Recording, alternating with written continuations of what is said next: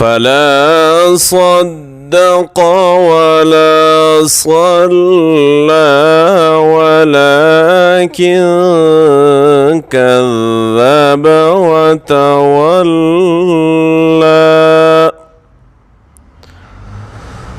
ثم ذهب إلى أهله يتمطى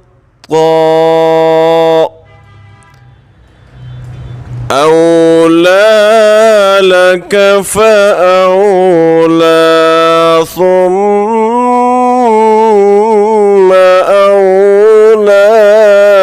لك فأولى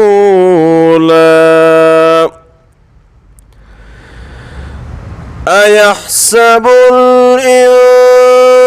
الإنسان أن يترك سدى ألم يكن نطفة من مني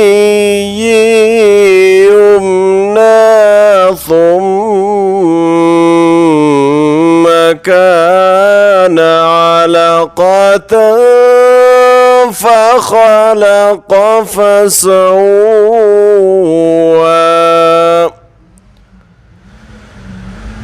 فجعل منه الزوجين الذكر والأنثى أليس ذلك بقادر على أن يحيي الموتى